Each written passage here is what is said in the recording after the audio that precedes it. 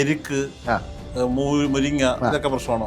ശരിക്കും എരിക്ക് ഉണ്ടാകണമെങ്കിൽ പാമ്പ് അതിന്റെ കായ കഴിച്ചിട്ട് അത് തുപ്പണം. പാമ്പ് എന്ന് പറയുന്ന ജീവിന്റെ ഒരു പ്രത്യേകത എന്താണ്? ഒന്നും രണ്ടും ഒക്കെ ഒരേ ഇതിലൂടെയാണ്. ഇതൊക്കെ ഈ യൂണിവേഴ്സിലുള്ള നെഗറ്റീവ് എനർജീനെ നാച്ചുറലി ബാലൻസ് ചെയ്യുന്ന ആളുകളാണ്. ഈ ശിവൻ എന്ന് പറഞ്ഞ ഡിപ്പാർട്ട്മെന്റ് കംപ്ലീറ്റ് ഇതാണ് കേട്ടോ. പാമ്പിന് വിഷം എങ്ങനെയാണ് ഉണ്ടാകുന്നത്? അന്തരീക്ഷത്തിൽ നിന്ന് എടുക്കുന്നതാണത്. അപ്പൊ അന്തരീക്ഷത്തിലുള്ള ലോകത്തിലുള്ള ഒരേ ഒരു ജീവിയാണ് എല്ലാ നെഗറ്റിവിറ്റിയും ഉള്ളിലേക്ക് എടുക്കും, ശുദ്ധാക്കിയിട്ട് പുറത്തേക്ക് വിടും. ഇതാണ് പശു. അതുകൊണ്ട് തന്നെ ഏറ്റവും വിഷമുള്ള മാംസം എന്ന് പറയുന്നത് പശുവിന്റെ. ചുമ്മാതൊന്നും ഈ ഗോമാതാവ് എന്നൊക്കെ പറഞ്ഞ് അല്ലല്ല, അത് വലിയ സയൻസ് ഉണ്ട് അതിന്റെ. ആരും സാറിനെ സംഗീതം വിളിക്കാതിരിക്കും. അതാണ് എനിക്ക് പേടി. ഞാൻ അതുകൊണ്ടാണ് ഇതിന്റെ സയന്റിഫിക് സൈഡ് പറഞ്ഞാലും ശരി, ഇതിന് പശു വന്ന സംഖ്യ തലമുടിയും ബാക്കിലത്തെ കുടുംബാക്കത്തും. ഈ ഡിപ്പാർട്ട്മെന്റ് വേണ്ടുന്ന ഒരാളും കൂടി ഉണ്ട്, പാലന്റെ മേലെ യക്ഷി ഉണ്ടാവുന്ന. യഥാർത്ഥത്തില് ഏറ്റവും കൂടുതൽ കാർബൺ ഡൈ ഓക്സൈഡ് പുറത്തേക്ക് വിടുന്ന മരമാണ് പാല. നമ്മളെ അംബാസിഡർ കാറിന്റെ വേണ്ടിയിട്ടില്ലേ, അത് വാസ്തുവിന്റെ ടൂളാ. ആരോടും പറയണ്ട. ലോകത്തിലെ ഏറ്റവും മോശം ജാതകളാണ്. അതായത് എന്ന് പറഞ്ഞാല് ജനിച്ചു വീഴുന്നത് ജയിലില്ല, പിന്നെ സ്വന്തം അമ്മേന്റെ മുലപ്പാൽ പിടിക്കാനുള്ള യോഗമില്ല, ഒക്കെ നെഗറ്റിവിറ്റിയാണ്. വില്ലാളി വീരനായിട്ട് പോലും അമ്പ് എറ്റിട്ടാണ് മരിക്കുന്നത്. അപ്പൊ ഇതൊക്കെ നെഗറ്റീവ് ആണെങ്കിലും കൃഷ്ണൻ എങ്ങനെയാ? എരിക്ക്, മുരിങ്ങ ഇതൊക്കെ പ്രശ്നമാണോ? എരിക്ക്, മുരിങ്ങ ഇതിനൊക്കെ എന്താണെന്ന് വെച്ചാല് വാഴയും വാസ്തുവിൽ പറയുന്ന കുറിച്ചിടരുന്ന. പണ്ട് കാലത്ത് എന്താണെന്ന് വെച്ചാൽ അധികം ഓല വീടുകളൊക്കെയാണ്. അപ്പൊ ഇതൊക്കെ പൊട്ടി വീഴാൻ ചാൻസ് ഉള്ളതാണ് ഈ മരങ്ങളൊക്കെ. ഈ മുരിങ്ങയാണെങ്കിലും ശരി, വാഴയാണെങ്കിലും ഒക്കെ ശരി. അതുകൊണ്ടാണ് ആ കാലഘട്ടത്തിൽ അങ്ങനെ പറഞ്ഞത് പാടില്ല എന്ന്. ഇപ്പൊ കേരളത്തില് വാഴ വെച്ചൂടാന്ന് പറഞ്ഞാൽ ശരിയാകും. കറയുള്ള എരിക്കുന്ന നല്ല കറയാണ്. ആണ്. അത് കന്നിമൂലയിൽ പാടില്ല എന്നാണ്. കന്നിമൂലയിൽ വെക്കണത് സാധാരണ സീക്രട്ട് ആട്ടോ. എന്നാലും നിങ്ങൾ ഇന്ത്യയിൽ നിന്ന് ഓരോ രഹസ്യങ്ങൾ ഇങ്ങനെ ചോർത്തെടുക്കുക. ഏറ്റവും നല്ലത് മുളയാ. മഞ്ഞ നിറമുള്ള മുള വെക്കുകയാണെങ്കിൽ എന്ന് പറഞ്ഞാൽ സ്വരച്ചേർച്ച ഉണ്ടാകുക എന്നൊക്കെ പറയില്ലേ, ശരിക്കും വീട്ടുകാർ തമ്മിലൊക്കെ ഐക്യം വരും, നല്ലതായി വരും, അതുപോലെ നല്ല ഗ്രോത്തും ഉണ്ടാവും. ഞാൻ കാര്യം പറഞ്ഞോട്ടെ, അമ്മ വീട്ടിന്റെ കന്നിമൂലയിൽ ഞാൻ നട്ടിരുന്ന മുള വെട്ടിക്കളഞ്ഞിട്ട് അമ്മ അവിടെ എരിക്കും മുഴുകയും വെച്ചിട്ടുണ്ട്, വെട്ടിക്കളഞ്ഞ. ഞാൻ എന്റെ വീടിന്റെ വാസ്തു കാര്യങ്ങളല്ല ഇത്. അതിപ്പോ നാട്ടുകാരൊക്കെ അറിയട്ടെ നിങ്ങളെ വാസ്തു. അല്ല, ഞാൻ പണ്ടൊരു വീഡിയോ പറഞ്ഞായിരുന്നു, പ്രോപ്പർട്ടിയുടെ കന്നിമൂല ഹൈറ്റ് ചെയ്യണം എന്ന് പറഞ്ഞപ്പോ ഞാൻ മണ്ണിട്ട് പൊക്കി, ഇപ്പൊ അത് കെട്ടി തിരിച്ചിട്ടിരിക്കുക. അപ്പൊ അവിടെ തെങ്ങും എരിക്കൊക്കെ ക്ഷേത്രവുമായി ബന്ധപ്പെട്ടായതുകൊണ്ട് കിളിച്ചു വന്നത് അമ്മ വെട്ടിക്കളയില്ല. പിന്നെ മുരിങ്ങ അറിയാലോ, ഞങ്ങളുടെ അറിയാം. ഈ എരിക്കിനൊരു പ്രത്യേകത ഉണ്ട് കേട്ടോ. ഈ എരിക്ക് എന്ന് പറഞ്ഞു കഴിഞ്ഞാല് ഈ ജാതി മതം പറയില്ല കേട്ടോ, എന്നാലും പറയാം. അതായത് ശിവനുമായിട്ട് ബന്ധപ്പെട്ടാണ് എരിക്ക്. ഇതെന്താണെന്ന് വെച്ചാല് എരിക്ക് നമ്മൾ കുഴിച്ചിട്ടാൽ ഉണ്ടായില്ല. ശരിക്കും എരിക്ക് ഉണ്ടാകണമെങ്കിൽ പാമ്പ് അതിന്റെ കായ കഴിച്ചിട്ട് അത് തുപ്പണം. പാമ്പ് എന്ന് പറയുന്ന ജീവിന്റെ ഒരു പ്രത്യേകത എന്താണ്? ഒന്നും രണ്ടും ഒക്കെ ഒരേ ഇതിലൂടെയാണ്. അപ്പൊ ഈ എരിക്കിന്റെ കായ അത് കഴിച്ചിട്ട് അത് തുപ്പണം, എന്നാലേ ഉള്ളൂ ശരിക്കും എരിക്ക് പിടിക്കുകയുള്ളൂ. ഇതെന്താ കാരണം എന്ന് വെച്ചാൽ ഇതൊക്കെ ഈ യൂണിവേഴ്സിലുള്ള നെഗറ്റീവ് എനർജീനെ നാച്ചുറലി ബാലൻസ് ചെയ്യുന്ന ആളുകളാണ്. ഈ ശിവൻ എന്ന് പറഞ്ഞ ഡിപ്പാർട്ട്മെന്റ് കംപ്ലീറ്റ് ഇതാണ് കേട്ടോ. അതെന്ന് പറഞ്ഞാൽ മുപ്പര് വിഷം ഉണ്ടെങ്കിൽ കഴിച്ചു കളയുക. അതുമാതിരി തന്നെ എരിക്കൻ പൂവ് ഉണ്ടാകുക എന്ന് പറഞ്ഞാൽ അതിൻ്റെ അർത്ഥം ആ സ്ഥലത്ത് നെഗറ്റിവിറ്റി ഉണ്ടെങ്കിൽ, നെഗറ്റീവായിട്ടുള്ള ഊർജങ്ങൾ ഉണ്ടെങ്കിൽ അത് സാധാരണഗതിയിൽ പാമ്പാണ് അത് ചെയ്യുക. പാമ്പിന്റെ നാവ് ഇങ്ങനെ പുറത്തേക്ക് കിട്ടും, ആക്കിക്കൊണ്ടിരിക്കും. അപ്പൊ അതിലൂടെ എന്താണെന്ന് വെച്ചാൽ ആ നെഗറ്റിവിറ്റീസ് അത് ബാലൻസ് ചെയ്യണത്. ശരിക്കും പാമ്പ് ചിരിക്കൊണ്ടിരിക്കുന്നത് യഥാർത്ഥത്തിൽ പാമ്പിന് വിഷം എങ്ങനെയാണ് ഉണ്ടാകുന്നത്? അന്തരീക്ഷത്തിൽ നിന്ന് എടുക്കുന്നതാണത്. അപ്പൊ അന്തരീക്ഷത്തിലുള്ള ഈ വിഷാംശങ്ങൾ മുഴുവനാണ് അതിൻ്റെ ഇതിലേക്ക് വലിച്ചെടുക്കുന്നത്. ഇനി അതിലും കഴിയില്ല, അതുകൊണ്ട് തീരുന്നില്ല എങ്കിലാണ് എരിക്ക് വരിക. എരിക്ക് ശരിക്കും ആ സ്ഥലത്തെ ആ നെഗറ്റിവിറ്റി വലിച്ചെടുക്കുന്ന ഒരു സാധനം എരിക്ക്. അപ്പൊ എരിക്ക് അതുകൊണ്ട് തന്നെ തനിയെന്നെ ഉണ്ടായില്ല എന്നാണ്. ശരിക്കും എരിക്ക് ഇതായി വരണോ, നമ്മളെ പാമ്പ് ചവച്ചിട്ട് അത് തുപ്പണം എന്നാണ്. അതായത് അതിന്റെ സിസ്റ്റം അങ്ങനെയുള്ള കഴിച്ച് അങ്ങനെയാണെങ്കിലാണ് എരിക്ക് വരിക. ഇനി ഇത് ഈ സബ്ജക്റ്റ് വന്നതിനെ കൊണ്ട് പറയാം കേട്ടോ, ലോകത്തിലുള്ള ഒരേ ഒരു ജീവിയാണ് എല്ലാ നെഗറ്റിവിറ്റിയും ഉള്ളിലേക്ക് എടുക്കും, ശുദ്ധാക്കിയിട്ട് പുറത്തേക്ക് വിടും. ഇതാണ് പശു. ഈ ശിവന്റെ ഡിപ്പാർട്ട്മെന്റിൽ തന്നെ വരുന്ന ഒരാളാണ്, മനസ്സിലായില്ലേ? അതുകൊണ്ട് തന്നെ ഏറ്റവും വിഷമുള്ള മാംസം എന്ന് പറയുന്നത് പശുവിന്റെ. കാരണം എല്ലാ അശുദ്ധങ്ങളും അതൊക്കെ വാരി വലിച്ച് കഴിക്കും, എന്നിട്ട് കംപ്ലീറ്റ് ശുദ്ധമാക്കിയിട്ടാണ് അത് പുറത്തേക്ക് വിടുക. അതായത് ചാണകമായാലും ശരി, മൂത്രമായാലും ശരി, പാലായാലും ഒക്കെ ശരി, ഒക്കെ നമുക്ക് ഉപയോഗിക്കാം. അപ്പൊ അങ്ങനെയാണെങ്കിൽ ഈ ഉള്ള വിഷാംശങ്ങളൊക്കെ അവിടെ പോയി. ഇത് കംപ്ലീറ്റ് സേവ് ചെയ്യണ ഈ മാംസത്തിലാണ്, അതിന്റെ ശരീരത്തിലാണ്. അപ്പോൾ ഈ പാമ്പ്, എരുക്ക്, അതുമാതിരി തന്നെ പശു, ഇതൊക്കെ ഓരോരോ പ്രപഞ്ചത്തിലുള്ള നെഗറ്റിവിറ്റീസിനെ വലിച്ചെടുത്ത് പ്രപഞ്ചം സന്തുലിതാക്കുന്ന ആളുകളാണ്. ചുമ്മാ ഒന്നും അല്ല ഈ ഗോമാതാവ് എന്നൊക്കെ പറഞ്ഞ് സംരക്ഷിച്ച് നിർത്തിയത്. അല്ലല്ല, അത് വലിയ സയൻസ് ഉണ്ട് അതിന്റെ. ആരും സാറിനെ സംഗീതം വിളിക്കാതിരിക്കും. അതാണ് എനിക്ക് പേടി. ഞാൻ അതുകൊണ്ടാണ് നമുക്ക് ഇതിന്റെ സയന്റിഫിക് സൈഡ് പറഞ്ഞാലും ശരി, ഇതിന് പശു വന്ന സംഖ്യ സാറിന്റെ തലമുടിയും ബാക്കിലത്തെ കുടുംബാക്കത്തും ജുബയൊക്കെ കണ്ടാൽ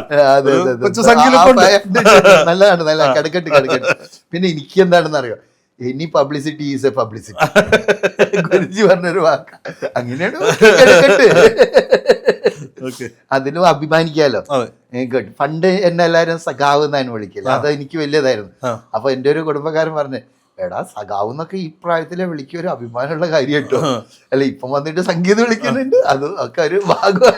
എന്ത് വേണേലും വിളിച്ചോട്ടെ, നമുക്കറിയാം. അതാണ്. ഇതെന്താണെന്നറിയോ, ഈ സബ്ജക്റ്റ് ഉണ്ടാകുക, സബ്ജക്റ്റില് കാതൽ ഉണ്ടാകുക, അതിന് ആളുകൾക്ക് യൂസ് ചെയ്യാൻ പറ്റുക. അപ്പൊ അങ്ങനെയാണെങ്കിലാണ് പ്രപഞ്ചത്തിനും കാര്യമുള്ളത്. ഇല്ല എങ്കിൽ വെറുതെ ബ്ലബ്ലബ്ല ആയിട്ട് അങ്ങോട്ട് പോകും. വിഷയത്തിലേക്ക് തന്നെ മാറും. അതാണ് എരിക്ക് മുറിക്കേണ്ട. പക്ഷെ എരിക്കിന് അവിടെയേ പാടുള്ളൂ എന്നില്ല, എരിക്ക് അവിടെ ആണെന്ന് തെറ്റില്ല. പക്ഷെ എരിക്കിന്റെ ഫംഗ്ഷൻ ഇതാണ്, വിഷാംശങ്ങളെ വലിച്ചെടുക്കുക. ഈ ഡിപ്പാർട്ട്മെന്റ് വേണമെന്ന് ഒരാളും കൂടി ഉണ്ട്, പാലേന്റെ മേലെ യക്ഷി ഉണ്ടാവുന്ന. യഥാർത്ഥത്തില് ഏറ്റവും കൂടുതൽ കാർബൺ ഡൈ ഓക്സൈഡ് പുറത്തേക്ക് വിടുന്ന മരമാണ് പാല. ഈ പാലമരത്തിന്റെ പണ്ട് എന്ന് പറഞ്ഞാൽ ആളുകൾ ഈ വഴിയാത്ര ചെയ്യുന്നില്ല, അപ്പൊ ഏത് മരത്തിന്റെ ചോട്ടിലാണ് കിടന്നുറങ്ങുക. പക്ഷെ ഈ പാലേന്റെ ചോട്ടിൽ കിടന്നുറങ്ങി കഴിഞ്ഞാൽ ഇയാൾ രാത്രി മുഴുവൻ ശ്വസിക്കുക കാർബൺ ഡൈ ഓക്സൈഡാണ്. അതോടുകൂടി ഇയാൾ ചുക്കിച്ചുളിഞ്ഞ് ചിലപ്പോൾ ആള് തീർന്നു തന്നെ പോകും. അതുകൊണ്ടാണ് പാലേന്റെ മേലെ യക്ഷിയുണ്ട് കേട്ടോ, എൻ്റെ താഴെ കിടക്കണ്ടെന്ന് പറയുന്നത്. ഇത് പറയാൻ കാരണമുണ്ട്. ഞാൻ ഇന്നാളെ ഒരു വീട്ടിൽ പോയി, അപ്പൊ അവിടെ ഉണ്ട് കഞ്ഞിമൂല കൊണ്ടുപോയിട്ട് ഒരു പാല ഒഴിച്ചിട്ട്. അപ്പൊ ഇത് പാലം മുറിക്കാൻ പാടില്ല എന്നാണ് പറയുക. ഓക്കെ, ഗുഡ്, കുഴപ്പമില്ല. അപ്പൊ ഇതിന് തെറ്റെന്ന് പറഞ്ഞുകൂടാ, കാരണം അത് എല്ലാ വിഷാംശങ്ങളും കളക്ട് ചെയ്യും. പക്ഷേ അറ്റ് ദ സെയിം ടൈം തെക്ക് പടിഞ്ഞാറ് മൂല എന്ന് പറയുന്ന അടഞ്ഞിരിക്കേണ്ടതാണ്. അതെന്ന് പറഞ്ഞാൽ എപ്പോഴും ജനലും വാതിലും രാത്രി കാലത്ത് കേരളത്തിലാണ് അടച്ചോളണം. കാരണം എന്താണെന്ന് വെച്ചാൽ മരങ്ങളൊക്കെ കാർബൺ ഡൈ ഓക്സൈഡ് മരങ്ങളും ശ്വസിക്കുന്നുണ്ടല്ലോ. ഈ പ്രകാശ സംശ്ലേഷണം നടക്കുക സൂര്യനുള്ളപ്പം മാത്രം, അല്ലാത്ത സമയത്തൊക്കെ ശ്വസിക്കുന്നുണ്ട്. അപ്പൊ കാർബൺ ഡൈ ഓക്സൈഡ് ആണ് കൂടുതലായിട്ട് പുറത്തേക്ക് വിടുക. അപ്പൊ അങ്ങനെയാകുമ്പോൾ ഈ എരുക്ക് എന്ന് പറയുന്നത് ശരിക്കും അതിനൊക്കെ കുറെ കളക്ട് ചെയ്യണ തന്നെയാണ്. ഇപ്പൊ ഇന്റീരിയർ പ്ലാന്റ്സിലൊക്കെ ഉള്ള കുറെ, ഇപ്പൊ നാഗം എന്ന് പറയുന്നതൊക്കെ ഉണ്ടല്ലോ. ശരിക്കും ഈ പ്ലാന്റ്സ് ഒക്കെ എന്താണെന്ന് വെച്ചാൽ അവിടെയുള്ള നെഗറ്റിവിറ്റീസിനെ കളക്ട് ചെയ്യും, എന്നിട്ട് അത് അപ്പൊ നല്ലതായിട്ടും പുറത്തേക്ക് വിടും. ഞാൻ കഴിഞ്ഞ ഇപ്പൊ ഇത്തവണ പോയപ്പോ ആ മുരിങ്ങയുടെ ഒരു കമ്പ് മുറിച്ചു കളഞ്ഞു, ലൈൻ കമ്പി തട്ടാതിരിക്കാൻ വേണ്ടി. അപ്പൊ എരിക്കിന് ഇട്ട് കൊടുത്ത് പറയണം, ഒരു കമ്പ് നോക്കി ഒരു വെട്ട് കൊടുത്തു. പിന്നെ അമ്മ പറഞ്ഞു, വെട്ടരുത്, നിന്റെ നാടിന്റെ മരമാണത്, ചെടിയാണത്, ആവശ്യമില്ലാത്ത ദോഷം പിടിച്ചു വെക്കരുത്. ഈ മുരിങ്ങ എന്ന് പറയുന്നത് ശരിക്കും നല്ല മരമാണ്, ഇതാണ്. പക്ഷെ പണ്ട് കാലത്ത് ഓല വീടൊക്കെയാണ്. അപ്പൊ മുരിങ്ങക്ക് ഒരു പ്രശ്നമുണ്ട്, പൊട്ടി വീഴും. അപ്പൊ ഈ പൊട്ടി വീണ് കഴിഞ്ഞാൽ വീടിന്റെ ദോഷമാണ്. സ്വർണം കായ്ക്കുന്ന മരമായാലും വീട്ടിന് നേരെ ചെരിഞ്ഞാൽ അതാണ് നിയമം. അപ്പോ ഈ എന്തിനു പറയുന്നത്, ഈ വാസ്തുശാസ്ത്രത്തിൽ ഈ മയമതത്തിലൊക്കെ വാഴ തന്നെ കുഴിച്ചിടുന്നത് എതിരാ പറയുന്നത്. അതായത് വാഴ വീട്ടിൽ കുഴിച്ചിടാൻ പാടില്ല എന്നാണ് ഗ്രന്ഥങ്ങളിൽ പറയുന്നത്. പക്ഷെ കേരളത്തിൽ വന്നിട്ട് വാഴ കുഴിച്ചിടരുത് എന്ന് പറഞ്ഞാൽ ശരിയാവും. നമ്മൾ എങ്കയോ തുടങ്ങി എങ്കയോ പോയിട്ട് അപ്പൊ നമ്മൾ ആ 9 രൂപ കോഴ്സിലേക്ക് മടങ്ങി വന്നു കഴിഞ്ഞാൽ വാസ്തുശാസ്ത്രത്തിന്റെ ബേസിക് കാര്യങ്ങൾ പറഞ്ഞു കൊടുക്കുന്ന കോഴ്സാണ്. അതായത് നമ്മളെ കേരളത്തില് ചുറ്റളവ് നോക്ക്, ഇത് മാത്രമാണ് വാസ്തുന്ന ധാരണ. ഈ പഞ്ചഭൂതങ്ങൾ, അവയുടെ ക്രമീകരണങ്ങൾ, ഇങ്ങനെയൊരു അപ്രോച്ച് കേരളത്തിൽ ഇല്ല. ഞാന് ആദ്യമായിട്ട് വാസ്തുഭാരതിയാണ് ഇങ്ങനെ ഒരു സബ്ജക്റ്റ് ഇതിൽ പെടുന്നുണ്ട് കേട്ടോ എന്ന് പറഞ്ഞിട്ടൊന്ന് സാധാരണക്കാരൻ്റെ അടുത്തേക്ക് എത്തുന്നത്. ഇപ്പൊ 9 രൂപയുടെ കുറെ കോഴ്സുകൾ നടന്നിട്ടുണ്ട് കേട്ടോ. അപ്പൊ ഇപ്പൊ എന്താണെന്ന് വെച്ചാൽ ഓരോരോ കഴിഞ്ഞ കേരളപ്പിറവിന്റെ ദിവസത്തിലൊന്നും ഉണ്ടായിരുന്നു, ഇനിയിപ്പോ ഒന്ന് വരുന്നുണ്ട്. അപ്പൊ ഇതെന്താണെന്ന് വെച്ചാൽ ഒന്ന് ഇങ്ങനെയൊരു അപ്രോച്ച് ഉണ്ട് വാസ്തു. കോഴ്സ് നടത്തുന്ന ഡേറ്റ് എന്താ സാറേ? ഈ 29, 30, 31. 29, 30. ഞാൻ ആലോചിച്ചു അതിനു മുമ്പ് ഈ വീഡിയോ ഇല്ലെങ്കിൽ അത് കഴിഞ്ഞിട്ട് ടെലികാസ്റ്റ് ചെയ്യും. ഇത് പഠിക്കാൻ വരുന്നവരാരും തെറി വിളിക്കുന്നവരല്ല. അല്ല അതുമല്ല. അപ്പൊ ഒന്നുമില്ല, ഒരു 9 രൂപ അടച്ചു കഴിഞ്ഞാൽ വീട്ടിലുള്ള എല്ലാവർക്കും കേൾക്കാം. അപ്പൊ ഒരു അവയർനെസ് വരും. പിന്നെ എന്താണ് അതിന്റെ ഗുണം എന്താന്ന് വെച്ചാൽ 9 രൂപ അടച്ച സൂമിലായതുകൊണ്ട് ഭാര്യയും അച്ഛനെയും എല്ലാരും കൂടി ഒരു ഫോൺ മുന്നിൽ വെക്കാം.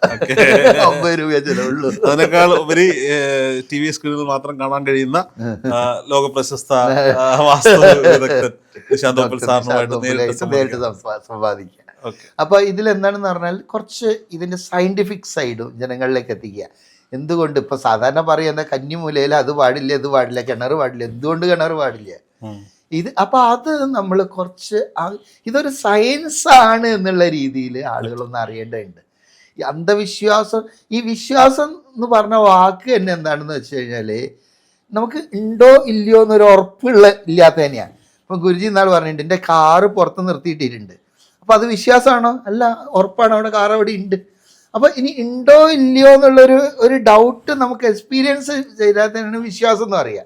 അപ്പം അതിലുപരി ഇതൊരു സയൻസാണ്. അതായത് സൂര്യൻ കിഴക്കുദിക്കുന്നു, 1ാം ക്ലാസ് നമ്മൾ പഠിച്ചതാണ്. പക്ഷെ 4-എത്തുമ്പോഴോ സൂര്യൻ എവിടെയും പോകണില്ല, ഭൂമി തിരിയുന്നതുകൊണ്ട് ഇതാകുകയാണ്. പക്ഷെ ഇതൊരു അറിവാണ്. അതിൽ നിന്ന് 1ാം ക്ലാസ്സിൽ നിന്ന് 4ാം ക്ലാസ്സിൽ എത്തുമ്പോഴാണ് ഇത് അറിയുന്നത്. പക്ഷേ നമ്മളെ കേരളത്തിൽ വാസ്തുവിന്റെ കാര്യത്തിൽ ഇപ്പോഴും 1ാം ക്ലാസ്സിലാണ്. അപ്പൊ അതിനൊന്ന് 4ാം ക്ലാസ്സിലേക്ക് കൊണ്ടുവരിക എന്നുള്ള ഉദ്ദേശത്തിലാണ് 9 രൂപയായിട്ട്. പക്ഷെ പൊതുവിൽ ഇപ്പൊ പറഞ്ഞേക്കുന്ന ഒരു സംഭവമാണ്, ഇപ്പോൾ ഉള്ള ആളുകൾക്ക് വിശ്വാസം കൂടുതലാണ്, പൈസ വന്നതിന്റെ അഹങ്കാരമാണ്.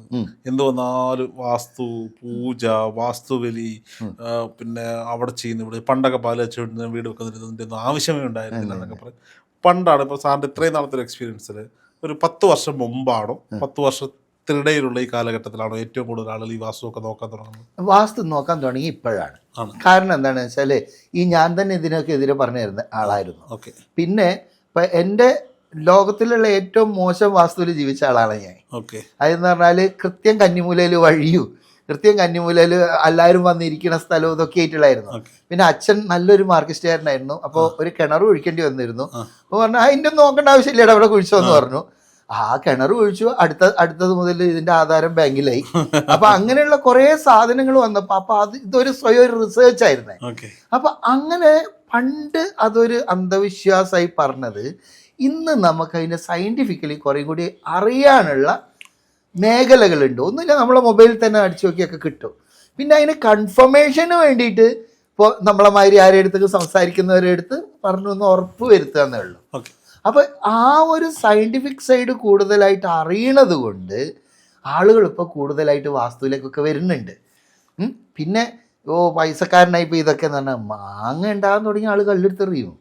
മാങ്ങ ഇല്ലെങ്കിൽ ഒരു പ്രശ്നമില്ല, മാങ്ങ എപ്പോഴും ഉണ്ടാകാൻ തുടങ്ങിയ ആളുകൾ കല്ലൊക്കെ എടുത്തെറിയും. അപ്പോൾ അതിലൊന്നും നോക്കണ്ട, നമ്മൾ ഉള്ള ശാസ്ത്രങ്ങളൊക്കെ ഉപയോഗിക്കുക, ഒരു സമൃദ്ധിയിൽ അങ്ങോട്ട് ജീവിക്കുക.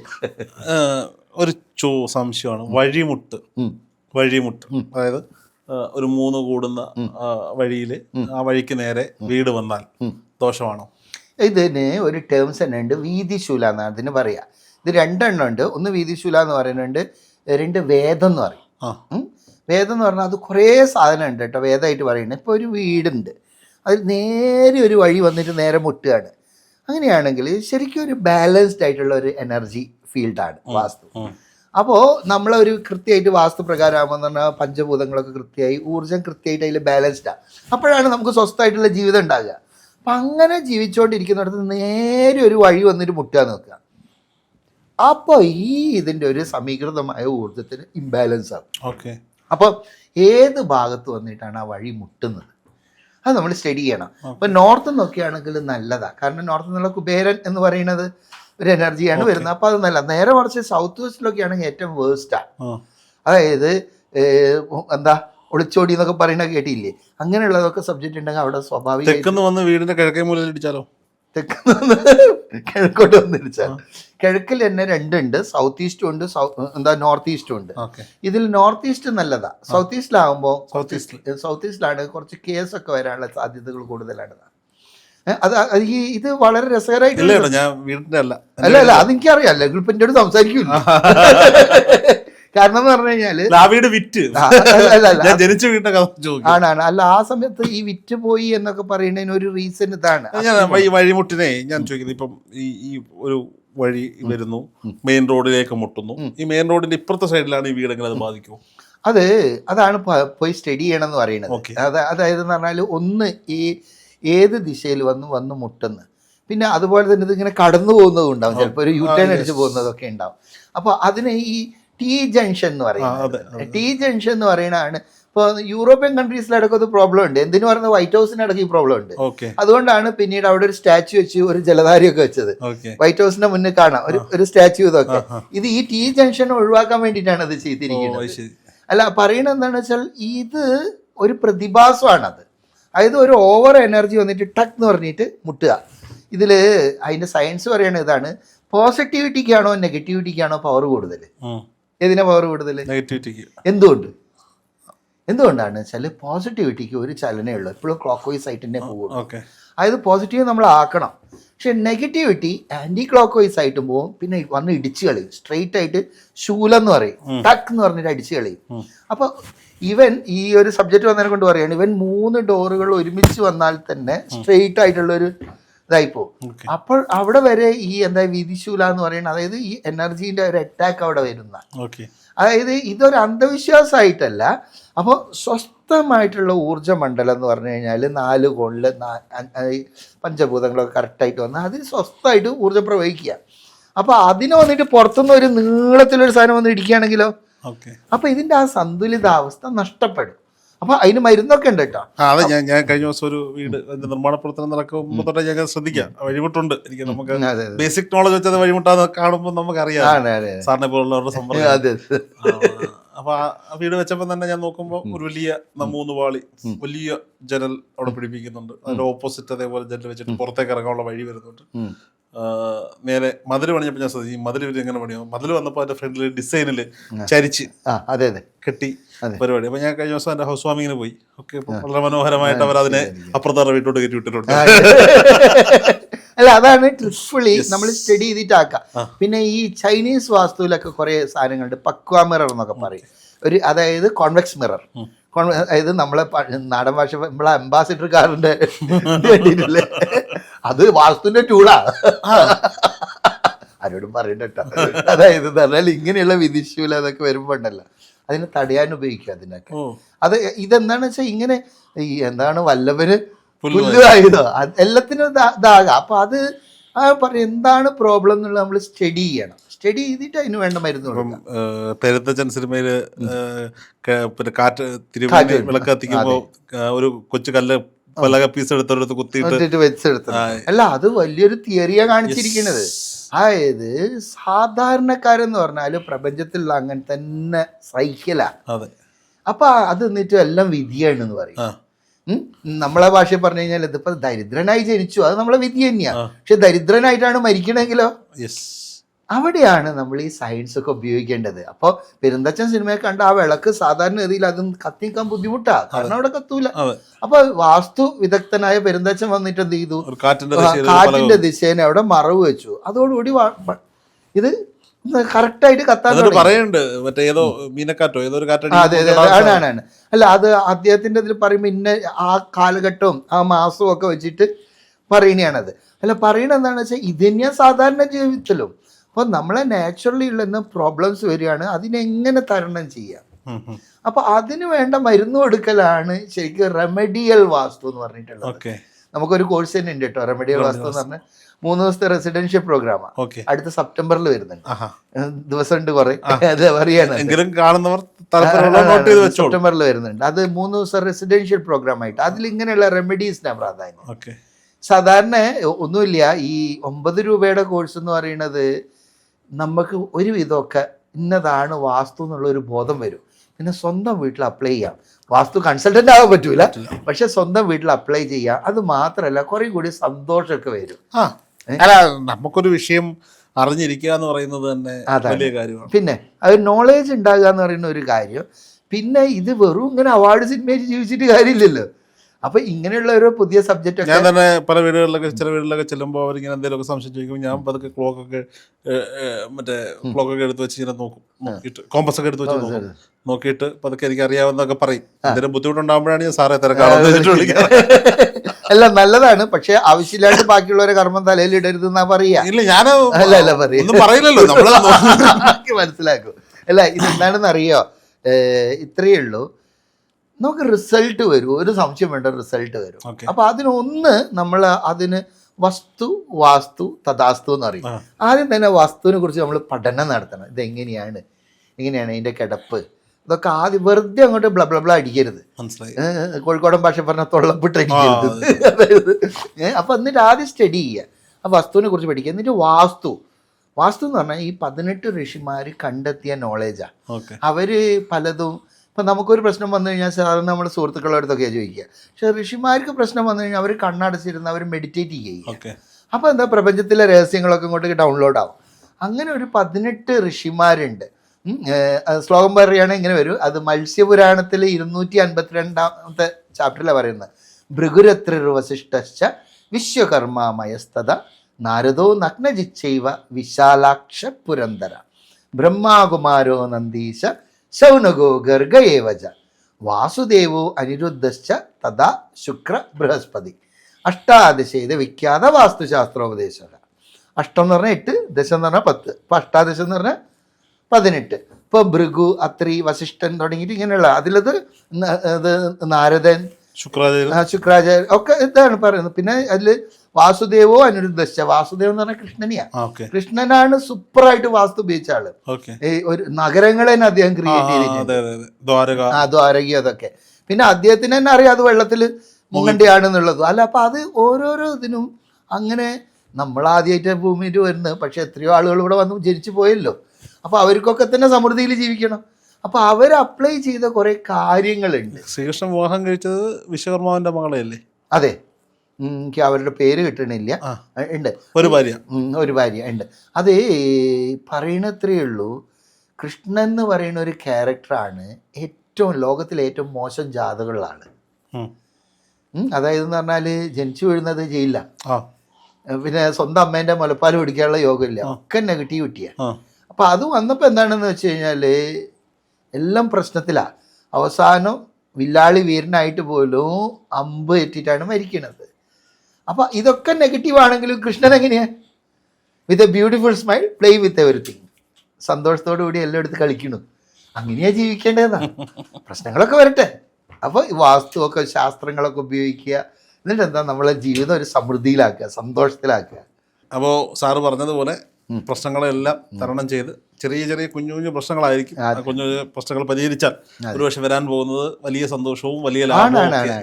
തീർച്ചയായിട്ടും. ഓക്കെ, വാസ്തുശാസ്ത്രപരമായ സംശയങ്ങൾ എന്തെങ്കിലും ഉണ്ടെങ്കിൽ താഴെ കൊടുത്തിരിക്കുന്ന നമ്പറിൽ കോൺടാക്ട് ചെയ്യാം. വാസ്തുഭാരതിയുടെ കോഴ്സുകളെ കുറിച്ച് അറിയുന്നതിനും നമ്പറുകളിൽ കോൺടാക്ട് ചെയ്യുക. സന്തോഷം. Thank you.